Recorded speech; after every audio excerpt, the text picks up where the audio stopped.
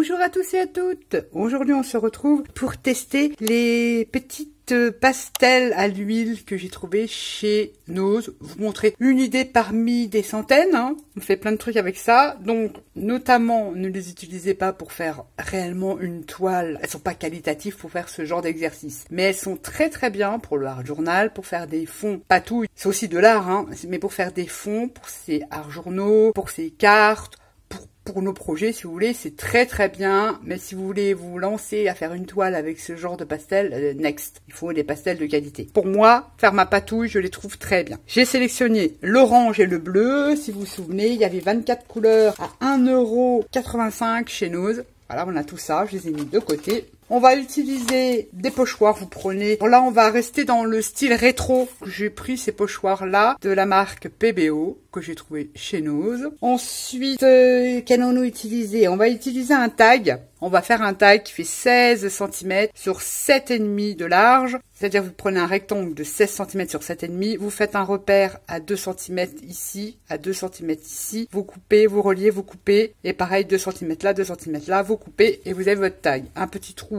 à la trouilleuse au milieu. Vous n'êtes pas obligé, mais on a notre format. Ensuite, moi, j'ai utilisé un papier, le papier aquarelle ancienne génération de chez Action. Il m'en reste que j'ai passé au gesso blanc. Et à l'arrière, je l'ai maté avec du cardstock pour justement que ça soit un peu plus rigide. Et j'ai mis un petit œillet décoratif ici. Et j'ai ancré le derrière du tag. De là, je pourrais écrire mon petit mot. Ensuite, Dominique m'avait envoyé des images de, vous vous souvenez, les vieux magazines Nous deux. Alors, j'ai découpé cette poupette-là. Je l'ai collée sur le papier 300 grammes, pareil de chez Action, pour la rigidifier et faire comme un die cut. Et je l'ai mis en 3D. J'utilise la cartonnette de récup, les derrière de blocs. Les blocs 15-15, les blocs 20-20, les blocs 30-30. Vous récupérez ça. C'est très très bien. Et j'ai mis plein de petits bouts pour qu'elle soit en 3D, comme ceci. Et j'ai ancré les bords, vous voyez, en marron pour enlever une partie du blanc du papier que j'ai fait pour renforcer. Donc ça fait vraiment comme un die cut. Ensuite, j'ai pris mes vieilles publicités. Mais vous reconnaissez les petites boîtes de chez Timiu, c'est top. J'ai mis les publicités, bon, je sais que vous êtes plusieurs d'entre vous qui m'en avez envoyé, dont Gabriel, je me souviens, Gabriel, Marlis, et une autre, excuse-moi la miss, tu te reconnaîtras, je sais les prénoms, j'ai du mal à les retenir. Et j'en avais aussi de moi, et je les détourne. Et je les mets, c'est des trucs originaux, hein, de vieux journaux des années 50-60. Je les détourne et je les mets dans ma petite boîte là. Comme ça, je sais que j'ai ce genre de produit à disposition. J'ai pris cette publicité-là. Vous voyez, hein, c'est vraiment des trucs de vieux journaux. Et celle-ci. Et j'ai détouré un petit pot de Ripolin. Ça sera collé sur le tag. Ensuite, j'ai utilisé les petits tampons là que je vous ai montré récemment de chez Bibi Craft. C'est vrai, quelle bête, quelle gourdasse. J'aurais pu en prendre deux pour avoir les lettres en double. Il est top. J'adore regarder toutes les étiquettes que je crée. Ça tamponne super bien sur le tissu. Je vous ai déjà montré. Et en plus, j'aime beaucoup. Ça fait pas de traces. Il n'y a pas de traces comme les tampons en bois. Et j'ai créé plein de petites étiquettes comme ça. J'utilise les bordures de vieux livres anciens. Quand je veux des écritures pour coller sur mes créations, je récupère les marges. Je viens prendre l'aquarelle. Ça, je vous la recommande, l'aquarelle de chez Timiu. Je vous mettrai tous les liens si vous voulez en barre d'infos de la vidéo, dans le petit plus. Elle est top. Je prends de l'aquarelle et je viens tirer mon produit jusqu'en bas. Et ensuite, je viens tamponner. C'est pour ça que ça fait des effets comme ceci. Ça fait super sympa. Ça passe super bien. Là, pareil, hein, c'est de l'aquarelle de chez Timiu. Regardez-moi cette pigmentation. Aquarelle de chez Timiu. Pareil, voilà. Et je viens faire mes petites étiquettes comme ça. J'aime beaucoup le style. Je vous explique tout de A à Z. Hein. Si ça peut vous donner des idées. Ça, franchement, ces produits-là, top. Je vous les recommande. Je les aime beaucoup. Ensuite, j'ai sélectionné l'orange et un bleu, des crayons gras de chez Nose. J'ai pris un bout de cardstock et j'ai fait des ronds. Pour celles qui sont pas à droite, comme moi, je dirais. Oh oui, oui. J'ai fait des ronds, à différentes tailles, si vous voulez. Parce que déjà pour faire notre fond, on va commencer comme ça. J'ai envie de créer des ronds ou des moitiés de ronds, vous voyez. Je vais déjà me mettre comme ça et je prends mon crayon bleu. Je fais un traçage. Je ne fais que le traçage de mes ronds, comme ceci. Donc c'est vrai que la mine elle est grosse, mais avec ce gabarit, on peut arriver à faire de genre de petits trucs comme ça. Ce que j'aime bien, les bulles. Vous appuyez pas trop fort parce que là on a mis du gesso, donc ça glisse super bien. Et vous en faites un peu partout sur votre tag, le fond de votre tag, comme ça. Et là, on en fait un comme ça. Ça suffit, Nat, c'est pas mal. Vous faites comme ça. Vous mettez de côté. Ensuite, nous allons prendre la couleur orange. Une petite lingette, j'ai pas précisé, pour venir vous essuyer les doigts, parce qu'on va jouer avec nos doigts. On prend le crayon gras orange et on vient remplir petit à petit par petit à petit, parce que la pastel à l'huile, bon là, il y a du gesso.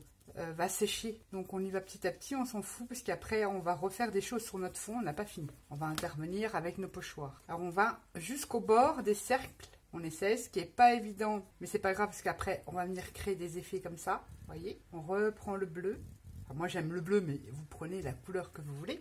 Et ça va vous faire ceci. Moi je trouve ça plutôt sympatoche. On essuie parce qu'on a touché le bleu. On vient remplir son fond en orange.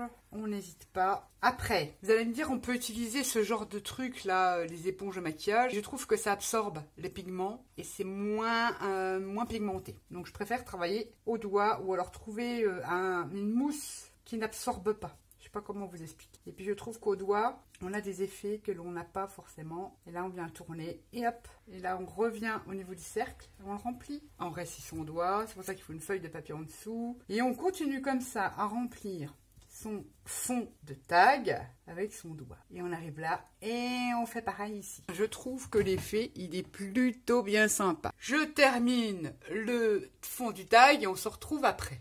Voilà ce qu'on obtient. Alors vous voyez, hein, si vous voulez faire une toile, c'est pas très... On voit les traces. Moi, c'est ce que j'aime bien dans la patouille, c'est que c'est pas uniforme. Et on a ce genre de... Ma foi. Après, on peut éventuellement utiliser cette fois-ci de l'encre Archibald ou Stazone, parce qu'elle va tenir sur cette matière grasse, parce que c'est gras, hein, faut pas oublier, c'est de l'huile. On peut faire des petits tampons. C'est là qu'on va utiliser... Ah, il y a aussi une technique avec l'aquarelle aussi qui est sympa avec les crayons gras. Si j'ai le temps, je vous montrerai. On va essayer avec du noir. Je ne sais pas, non, j'ai plus envie d'utiliser les carrés. On peut faire ceci. Là, je vais refaire noir. On applique sur son... On fait tout au doigt, hein. Ce genre de choses-là. On prend toujours sa petite lingette. On peut également... Alors ça, c'est le papier d'action. On peut également... Toujours au niveau des bulles, prendre sa petite lingette, mais tout doucement. On prend comme ça son petit chiffon. On se plaxe, on se plaxe, on se plaxe comme on voudrait se placer. Et on vient caresser son papier pour enlever justement la matière. On frotte pas, hein. Bon, il y a le gesso, ça protège un petit peu. Et on peut avoir cet effet-là aussi. On va faire ça avec ces petits carrés-là. Bon, il y a du gesso, certes, c'est vrai, en dessous, donc ça... protège le papier, du moins celui d'action, qui est pas top, ouais. On obtient des choses comme ça. Donc je trouve ça super sympa pour faire des fonds. On va rester sur le même pochoir, on va pas se prendre la tête plus que ça. Et là, on va faire qu'un petit carré comme ça, avec son doigt. Là, je remets là. Après, c'est vous qui voyez. On s'en fout que ça soit bien régulier et tout ça. Et on fait des petits fonds bien sympatoches.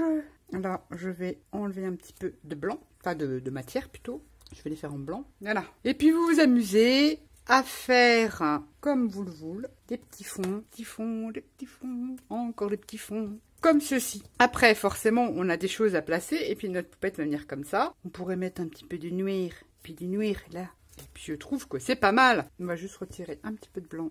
Petits carrés, les petits carrés. Voilà, on a fait notre fond. Bon après, je ne sais pas si elle tient. Comme c'est quand même de la pastel pour enfant. Soit je vous conseille de mettre du médium. Style Liquitex dessus ou du gesso transparent ou tout simplement un vernis si vous aimez le côté il y a du vernis mat, mais si vous aimez le vernis chez Action là, le vernis en petite bouteille, bon, il est brillant, moi j'aime pas, ou le laquer tout simplement, passer un coup de lac. Mais normalement les pastels, une fois qu'elles sont, c'est long à sécher, une fois qu'elles sont sèches, normalement ça devrait pas bouger, mais là j'ai un doute, comme ce sont des crayons pour enfants, je pense qu'ils sont lavables et tout ça, donc on va laquer, on va mettre un truc dessus pour que ça tienne. Voilà le fond que ça vous donne. C'est pas mal. Franchement, pour des petits crayons à même pas 2 €, on en a 24. Et encore, je fais ça comme ça, mais vous aurez certainement tout plein d'idées. Donc, comme je vous disais, on peut venir tamponner, mais il faut utiliser de la Stazone ou de l'Archibald. Une encre qui tient sur des choses grasses, lisses, comme le vélum, comme le papier cale, comme le plastique, comme le métal. Ce sont des encres qui tiennent sur ce genre de matériaux non poreux, comme on dit. On laisse sécher et on se retrouve après pour le collage. Je pense, évidemment, après que je viendrai faire le tour, je vais mettre de la matière, on va le faire ensemble, on va commencer. Je mets de la matière sur mon doigt, vous voyez comme ils sont très gras, et je viens flouter, comme si j'ancrais, j'essaye. On va essayer. C'est quand même des crayons avec des gros bouts. Donc il faut y aller tout doucement, faire un petit bord. Ouais, on peut le faire. Il faut y aller doucement. C'est juste pour faire un petit encadrement autour de mon tag. Comme ça. Je dis, franchement, C'est comme les silky crayons qu'on avait eu fut un temps chez Action. C'est exactement la même chose. Sauf qu'on les a chez Nose à pas cher. Et on a 24 couleurs. Je pense même que je peux en rajouter un trait là parce que là, j'ai pas été trop gentille, trop généreuse. Si c'était un peu mieux. On a fait le tour et après on n'aura plus qu'à coller nos éléments. Je laisse bien sécher, je vais aller chercher ma petite laque parce que je ne l'ai pas là. Je vais laquer le truc, comme ça après on pourra venir jouer avec nos petits trucs de récup qu'on a récupérés dans nos journaux. Donc vous, si vous n'avez pas des journaux anciens, vous pouvez très bien coller des trucs de magazines. Moi, ça m'arrive aussi de découper des poupettes sur certains magazines publicitaires ou magazines de scrap ou magazines déco. Vous faites comme vous voulez ou sur le Daphné Diary. Vous allez trouver votre bonheur. Je vais utiliser ça parce que je voulais faire un style rétro. Je laisse sécher, passe au montage de notre petite tag cartoonette. Bon, j'ai laissé sécher. En fait, pour vous dire la vérité, j'ai fait une petite... j'ai fait ma gourdasse. Je cherchais absolument partout. Vous savez, ce genre de spray transparent, on appelle ça de chez Action. Je m'en sers comme vernis, on va dire, sur certaines matières qui tiennent pas. Ou sur quand je fais certaines toiles, des fois, j'applique un peu de ce vernis-là qui est pas trop mal, ma foi. Il y en a pas beaucoup dedans, mais il est pas mal. Et il se vend chez Action. J'en ai d'autres marques, évidemment, mais j'utilise quand même celui-ci pour la carterie, pour ce genre de choses-là. C'est très très bien. Et dans la précipitation, je prends donc une bombe et en fait, j'ai spritzé du bombe noire. Donc j'ai vite...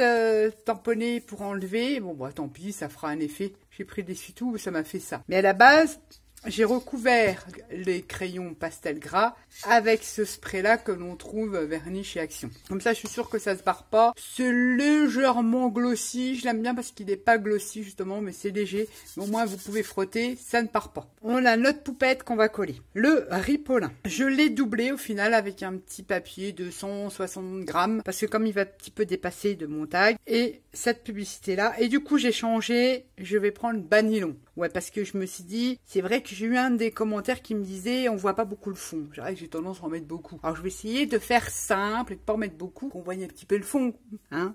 C'est parti, on y va. Cette demoiselle-là, je voulais notamment la mettre comme ceci. On va placer cette pub-là. Bon, j'ai fait le trou, mais c'est pas grave. On peut en refaire un, on n'est pas obligé. On aurait pu même le placer comme ça en haut de son taille. J'ai envie de le mettre comme ça, de travers. Ce petit ripolin, j'ai envie qu'il soit comme ça, comme ça. Et ce petit Banylon que j'ai doublé aussi, mais avec du papier 160 grammes. J'ai collé ma vieille publicité. Il va venir comme ça, soit en biais ou droit. Le mot rétro, je vais le mettre comme ça et je vais le coller avec des toutes petites cartonnettes. Ouais, franchement, elle fait quoi? Un millimètre d'épaisseur. Des petites cartonnettes de récup. Voilà ce que ça va donner. Vraiment le truc tout simple. Et puis comme ça, j'en mets pas plus. Et comme ça, on voit un petit peu le fond. Au final, ma cacade là, ça ne choque pas. On va faire comme ça. On va prendre sa colle et on va commencer déjà à coller déjà sa cartonnette de récup derrière son mot rétro, comme ceci. Et on va coller ça. Pareil, hein, c'est une pub, j'avais mis du papier du 160, 180 grammes derrière,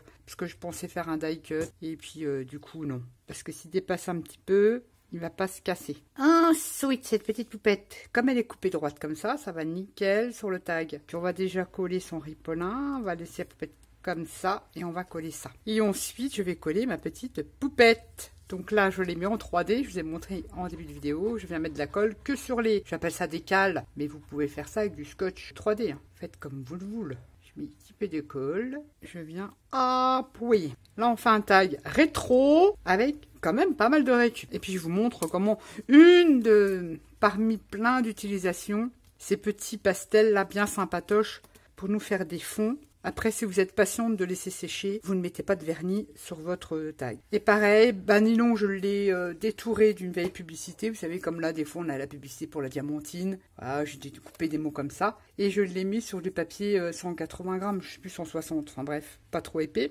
Et puis du coup, je vais le mettre comme ceci. Je ne sais pas trop. Aidez-moi, au secours. Mon mot rétro va être comme ça. Je pense que je vais le coller droit. Et voilà, Banylon.